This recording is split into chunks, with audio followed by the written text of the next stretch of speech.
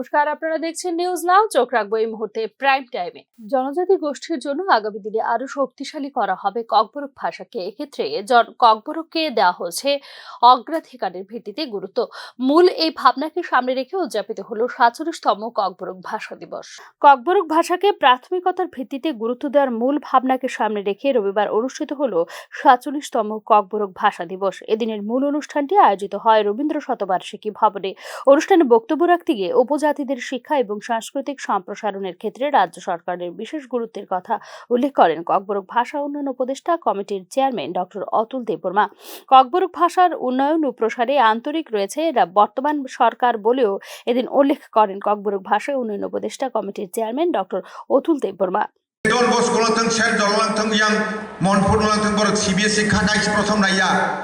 হদানি school গড়ি academy খাইমেন আর প্রথম সিবিএসই খাইব প্রথম 2টা বছর যারা পরীক্ষা রাখা 100% ফার্স্ট ডিভিশন পারানি স্লাইডে রইতে ভেবিনাই 93% সিবিএসই রি পাস লাইরো মানো এটা গ্যারান্টি রই ফুলু রকা বরক দফা তাঙ্গি মাই এনে বমানো সারা পৃথিবীতে যদি চীন জাপান ও কুন্থাই বারা বরক দফা যদি গলিরাই দমন কাকাই जों তাঙ্গি মাই এমনাইবা বনস समाय तांगिने माव खानाय अबयसे जों खालायमानो बायदि जों खालायमानो सिना तांगो खनबदा दं बनो जों मासिनाय मायुं हायजे थैब्र गायसासि आनि बुसा आसे गतर हि सिकाके बरक बायर गना काफैने कबाल जाथबा यजा तंगे हियो खामले हाय होके इंडिया नि बुसारन सेदिनानाय बनो। এদিকে 47তম ককবরক দিবস উপলক্ষে রবিবার আগরতলায় আয়োজিত হয় বর্ণাঢ্য র্যালি। রবীন্দ্র শতবার্ষিকী ভবন থেকে র্যালিটি শুরু হয়ে পরিক্রমা করে শহরের বিভিন্ন পথ।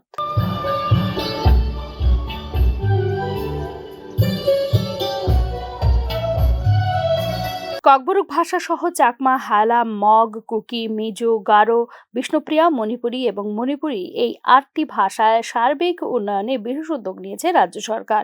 2011 সালের জনগণনা অনুযায়ী 11,66,813 জন জনজাতি অংশের মানুষ বসবাস করেন রাজ্যে।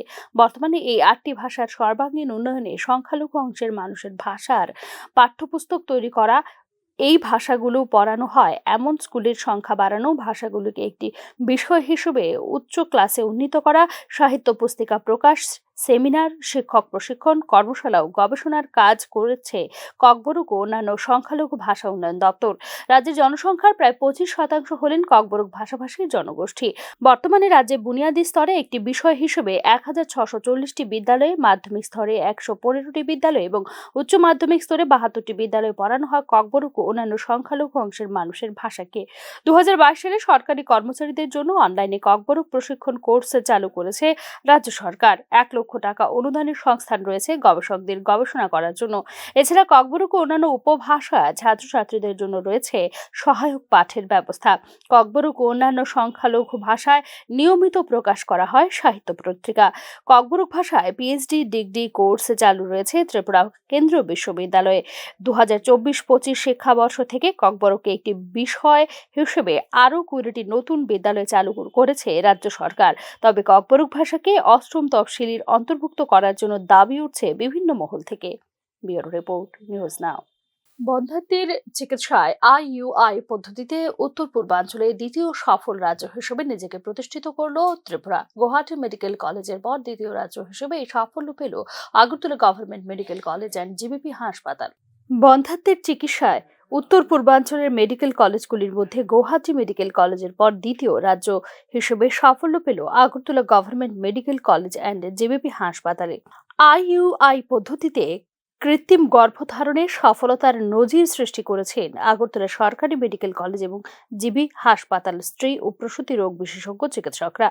রাজ্যের বাসিন্দা 32 বছরের এক মহিলা বিগত 14 বছর যাবৎ বন্ধ্যাত্বের সমস্যায় ভুগছিলেন। গত 2023 সালে আগরতলা সরকারি মেডিকেল কলেজ ও জিবি হাসপাতালের স্ত্রী ও প্রসূতি রোগ বিশেষজ্ঞ চিকিৎসকদের তত্ত্বাবধানে শুরু করেন চিকিৎসা। রোগীর পরীক্ষা নিরীক্ষার রিপোর্টের ভিত্তিতে মহিলার ফ্যালোপিয়ান টিউব ব্লকেজ রয়েছে বলে জানতে পারেন চিকিৎসকরা। এই টিউবাল ব্লকেজটির চিকিৎসার জন্য নেওয়া হয় অস্ত্রোপচারের সিদ্ধান্ত। গত 5 October 2023 Agartala government medical college and GBP হাসপাতালে হিস্টেরোস্কোপিক টিউবাল ক্যানুলেশন অস্ত্রোপচার করা হয় মহিলার। অস্ত্রোপচারে ছিলেন Agartala government medical college and JBP হাসপাতালের স্ত্রী ও প্রসূতি রোগ বিশেষজ্ঞ অ্যাসিস্ট্যান্ট প্রফেসর ডক্টর অভিজিৎ শীল, স্ত্রী ও প্রসূতি রোগ বিশেষজ্ঞ অ্যাসোসিয়েট প্রফেসর ডক্টর সলিল বিন্দু চক্রবর্তী এবং অ্যাসিস্ট্যান্ট প্রফেসর ডক্টর সুপর্ণ সূত্রধর। তারপর মহিলাকে বন্ধ্যাত্বের উন্নত চিকিৎসার ব্যবস্থা গ্রহণের পরামর্শ দেন স্ত্রী ও প্রসূতি রোগ বিশেষজ্ঞ চিকিৎসকগণ। এরপরই Agartala government medical college and JBP হাসপাতালে স্ত্রী ও প্রসূতি রোগ বিশেষজ্ঞ অ্যাসিস্ট্যান্ট প্রফেসর ডক্টর অভিজিৎ শীলের তত্ত্বাবধানেই ওনার বন্ধ্যাত্বের চিকিৎসা শুরু করার সিদ্ধান্ত নেয় সংশ্লিষ্ট মহিলা। এরপরই সংশ্লিষ্ট মহিলার পরবর্তী পর্যায়ের উন্নত চিকিৎসা প্রক্রিয়া শুরু করেন হাসপাতালের বিশেষজ্ঞ চিকিৎসকরা।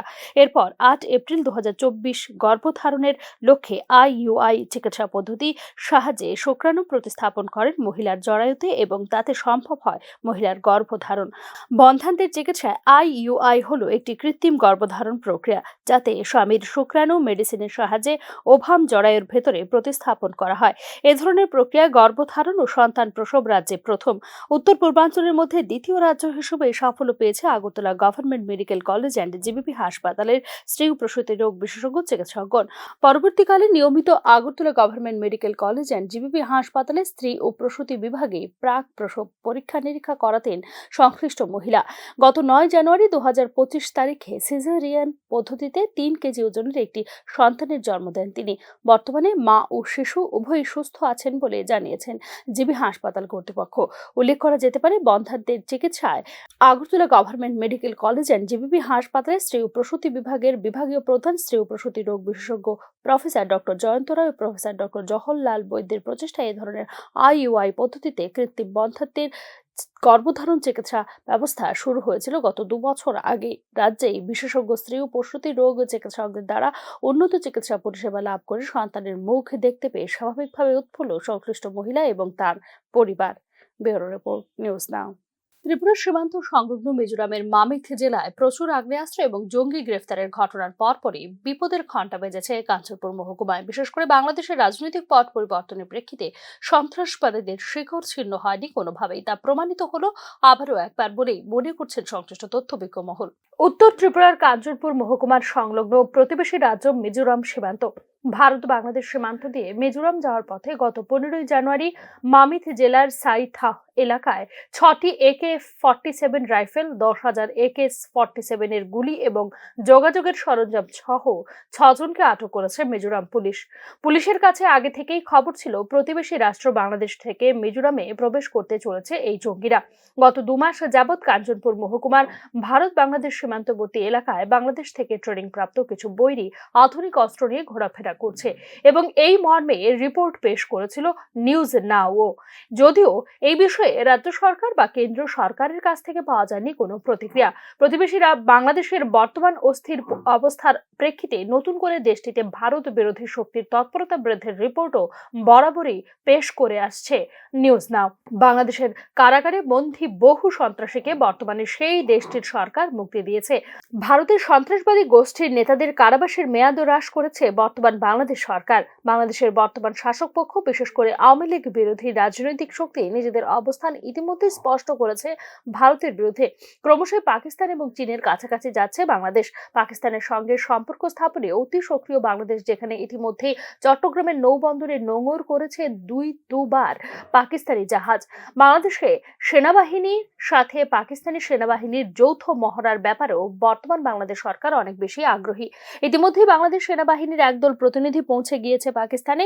এসব ঘটনা সেই দেশের আভ্যন্তরীণ বিষয় হলেও তার সাথে যেহেতু ভারতের উত্তর পূর্বাঞ্চল সহ দক্ষিণ পশ্চিম এশিয়ার স্বার্থ গভীরভাবে জড়িত, সুতরাং এই বিষয়গুলি অবশ্যই যে কোনো আলোচনার অন্যতম গুরুত্বপূর্ণ ইস্যু হিসেবে দাবি রাখে চর্চার। বাংলাদেশ থেকে মিজোরামে প্রবেশের পথে পুলিশের হাতে ধরা পড়া 6 জঙ্গির কাছ থেকে অবশ্যই সীমান্তের ওপারে তাদের প্রশিক্ষণের বিষয়ে তথ্য নিতে পারবে বলে মনে করছেন সংশ্লিষ্ট মহল। বাংলাদেশের সীমান্ত অতিক্রম করে ভারতে প্রবেশের পেছনে তাদের কি উদ্দেশ্য ছিল সেই সম্পর্কে অবশ্য জানার চেষ্টা করবে পুলিশ।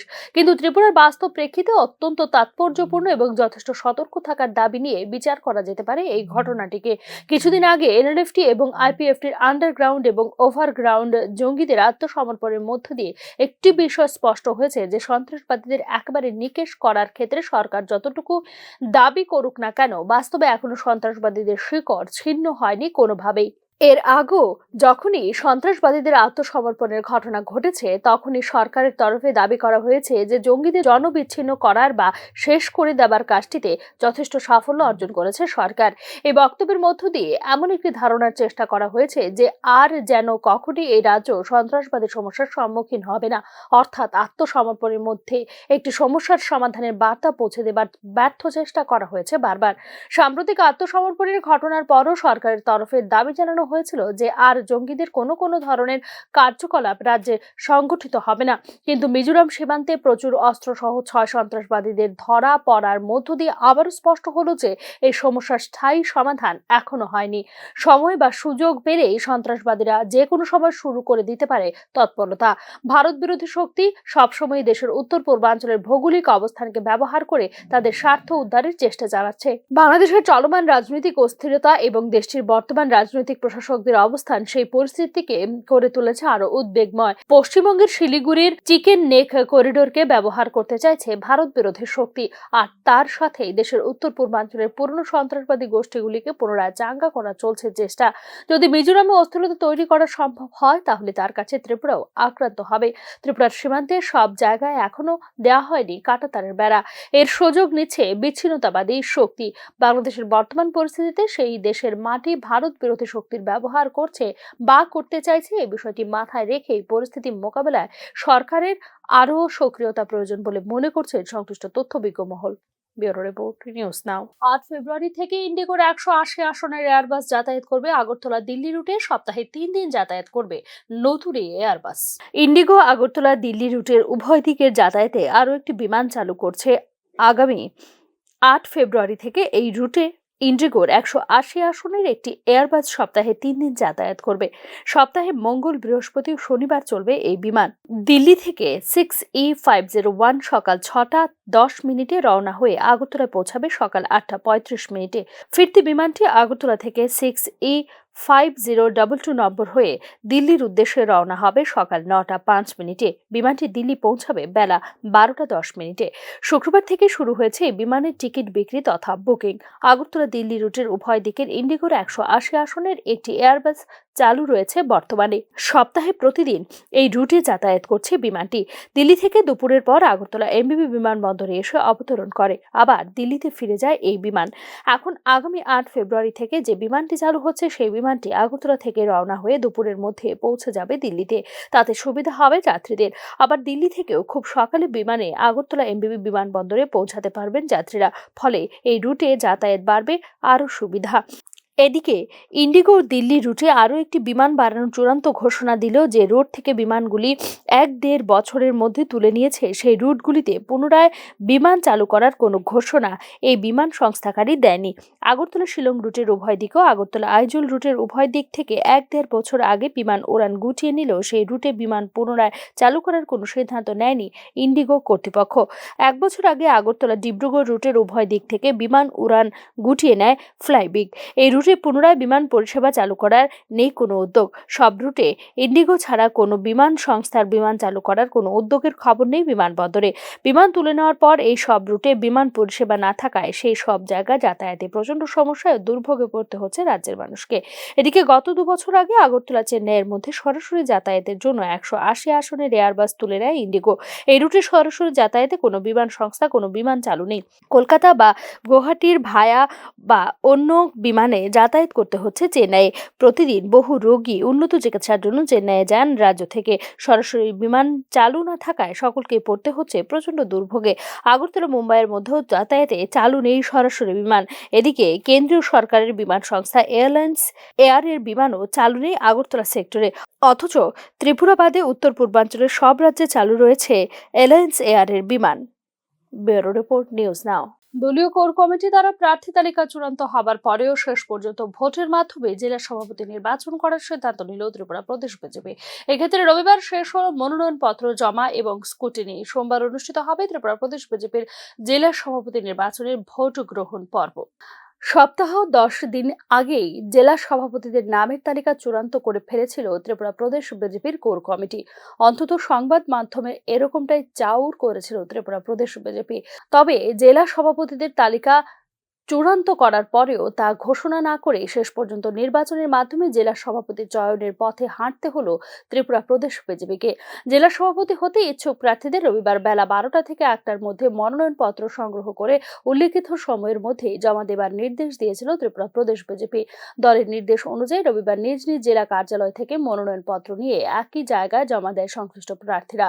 দাখিলকৃত মনোনয়নপত্রের স্ক্রুটিনি হয়ে যায় রবিবার বেলা 1টার পর। সোমবার বেলা 12টা থেকে শুরু হবে ত্রিপুরা প্রদেশ বিজেপির জেলা সভাপতি নির্বাচনের ভোট গ্রহণ প্রক্রিয়া।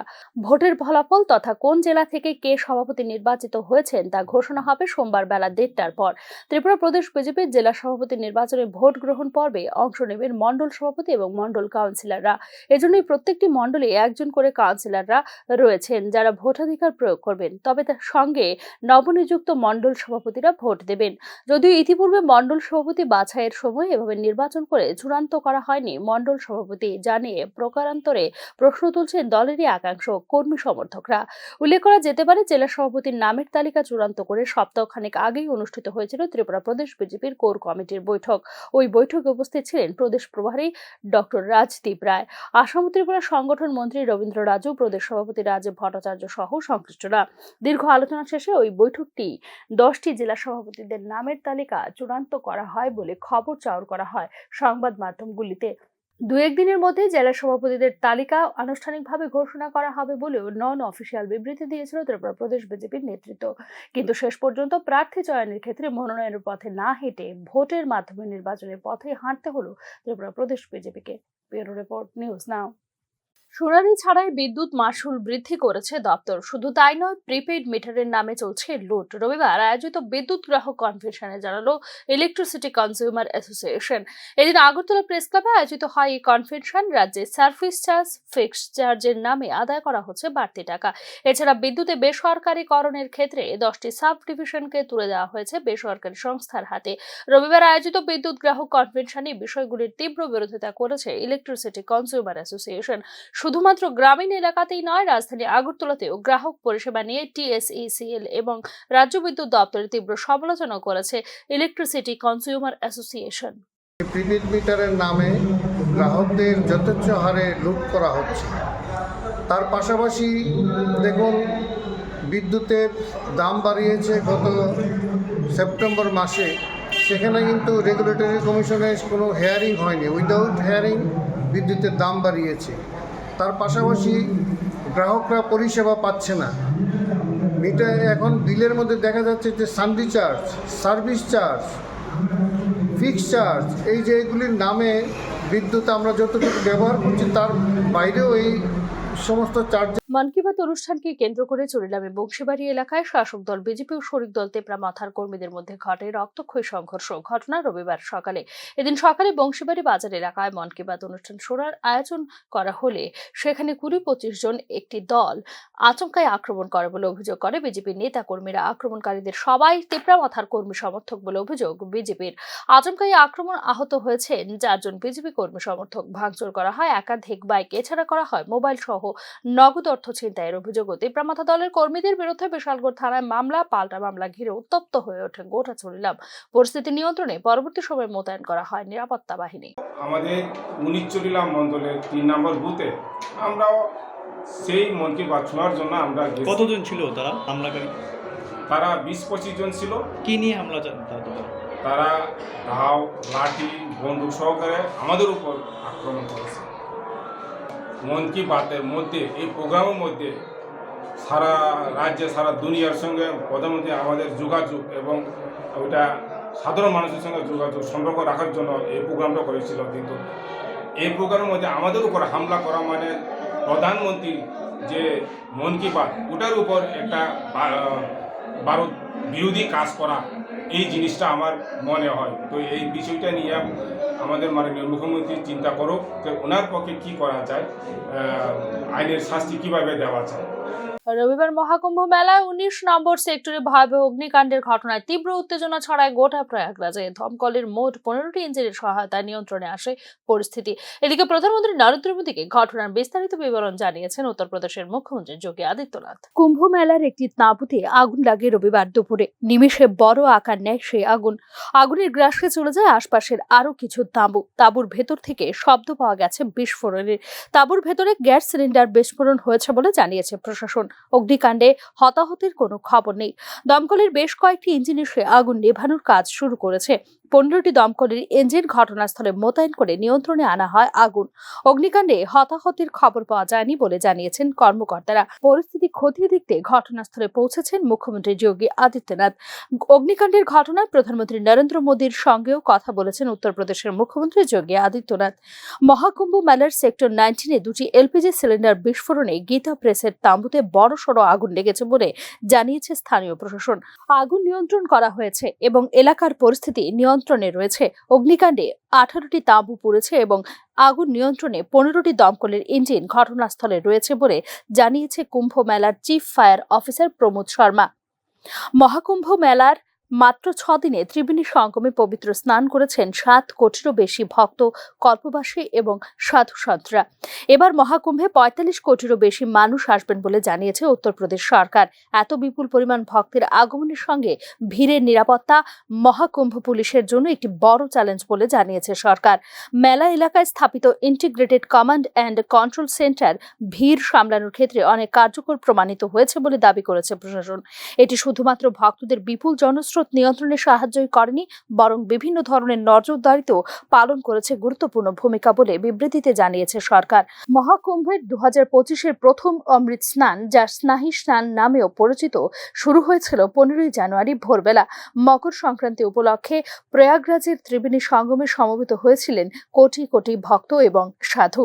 ব্যুরো রিপোর্ট, নিউজ নাও। ভারতের গণতান্ত্রিক যুব ফেডারেশন এবং উপজাতি যুব ফেডারেশনের উদ্যোগে রবিবার দুপুরে 3 দফা দাবির ভিত্তিতে সাবরুমে পদযাত্রা সংগঠিত করে। বাম যুব কর্মী, সমর্থক ও নেতৃত্বরা এই পদযাত্রায় অংশগ্রহণ করেন।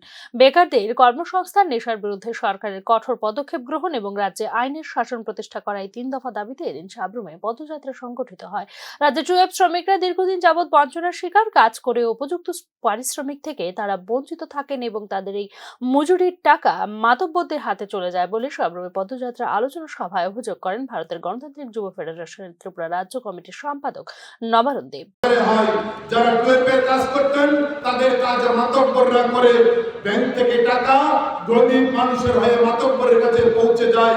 শ্রমিক মানুষ এখন রেগের কাজ সঠিকভাবে করতে পারে না, যারা কাজ করেন তাদের মজুরি সঠিকভাবে পায় না বলে জায়গায় দাঁড়িয়ে আগরতলা মৌজা ক্লাবের উদ্যোগে রবিবার আয়োজিত এক দাবা প্রতিযোগিতায় রাজ্যের বিভিন্ন প্রান্তের খেলোয়াড়রা অংশগ্রহণ করে। দাবা প্রতিযোগিতায় আগরতলা সহ বিলোনিয়া, উদয়পুর, সাবরুম, তেলিয়ামুড়া এবং রাজ্যের বিভিন্ন প্রান্ত থেকে মোট 127 জন দাবাড়ু অংশগ্রহণ করে। অনূর্ধ্ব 6, 8, 10, 12, 14, 16 বিভাগে মোট 5 রাউন্ডে খেলা হয়। খেলার পর বিজয়ী প্রতিযোগীর হাতে পুরস্কার হিসেবে অর্থরাশি ও ট্রফি এবং অংশগ্রহণকারী প্রত্যেক প্রতিযোগীর হাতে ট্রফি তুলে দেওয়া হয় বলে উদ্যোক্তাদের পক্ষ থেকে জানানো হয়েছে। যত সদস্য আছে প্রত্যেকের সহযোগিতায় কিন্তু এটা চলছে। প্রতিটি মেম্বার প্রচণ্ড খাটাখাটি করছে। তাই আমি বলছি কি, আমাদের যে প্রাইজ ক্যাটাগরি আছে, রঞ্জি ট্রফির ষষ্ঠ ম্যাচে সার্ভিসেসের বিরুদ্ধে ইতিমধ্যেই 15 সদস্যের রাজ্য দল ঘোষণা করেছে ত্রিপুরা ক্রিকেট অ্যাসোসিয়েশন। 23 জানুয়ারি থেকে শুরু হয় এই ম্যাচের জন্য অধিনায়ক মনদীপ সিং এর নেতৃত্বে এমবিবি মাঠে চলছে জোর অনুশীলন। সাদা বলে টানা 13 ম্যাচ খেলার পর আগামী 23 জানুয়ারি থেকে ফের লাল বলের ক্রিকেটে লড়াই নামার প্রস্তুতি শুরু করে দিল রাজ্য সিনিয়র দল। এমবিবি স্টেডিয়ামে রঞ্জি ট্রফির 4 দিনের ক্রিকেটে নিজেদের ষষ্ঠ ম্যাচকে সামনে রেখে লাল বলের প্র্যাকটিসে নেমে পড়ল মনদীপ সিং এর বাহিনী। কোচ পিভি শশিকান্তের তত্ত্বাবধানে রাজ্যের সিনিয়র ক্রিকেটাররা নেট প্র্যাকটিস করছে এমবিবি স্টেডিয়ামে। ত্রিপুরা ক্রিকেট অ্যাসোসিয়েশন থেকে পাওয়া তথ্য অনুযায়ী সোমবার থেকে প্র্যাকটিস সেশনে যোগ দেবেন পেশাদার ক্রিকেটার জিয়নজোত সিং। মনদীপ সিং ও জিয়নজোত সিং টুর্নামেন্টে ভালো খেললেও তেমন একটা ভালো ফল করতে পারেনি অপর পেশাদার ক্রিকেটার শ্রীনিবাস শরৎ। অনুশীলনের প্রথম পর্বে ফিল্ডিং শুরু করে পরে ইনডোর হলের সামনে পাশাপাশি 2টি নেটে ব্যাটিং বোলিং প্র্যাকটিস করেন রাজ্য দলের ক্রিকেটাররা। এদিকে রবিবার প্র্যাকটিস বন্ধ থাকলেও সোমবার থেকে বুধ টানা 3 দিন প্র্যাকটিস চলবে বলে জানিয়েছে ত্রিপুরা ক্রিকেট অ্যাসোসিয়েশন। রঞ্জি ট্রফির এই ম্যাচের জন্য সোমবার আগরতলায় পৌঁছাতে পারে সার্ভিসেস দল। যদিও দু দলের কারোরই নকআউটে খেলা নেই খুব একটা সম্ভাবনা। 5 ম্যাচে 13 পয়েন্ট নিয়ে পঞ্চম স্থানে রয়েছে সার্ভিসেস। অন্যদিকে 5 খেলায় 12 পয়েন্ট নিয়ে ষষ্ঠ স্থানে রয়েছে ত্রিপুরা। তবে ঘরের মাঠে মরশুমের দ্বিতীয় ম্যাচ জিতে গ্রুপ লিগে টেবিলে নিজেদের অবস্থান খানিকটা মজবুত করতে চাইবে ত্রিপুরা। এদিকে সার্ভিসেসের বিরুদ্ধে রাজ্য দল ঘোষণার ক্ষেত্রে নিজেদের মতো করে সিদ্ধান্ত নিয়েছে বলে অভিযোগ উঠছে ত্রিপুরা ক্রিকেট অ্যাসোসিয়েশনের বিরুদ্ধে। ব্যুরো রিপোর্ট, নিউজ নাও। এখনকার মতো সংবাদ এখানে শেষ করছি। অন্যান্য আপডেটস পেতে চোখ রাখুন নিউজ নাও এর পর্দায়। নমস্কার।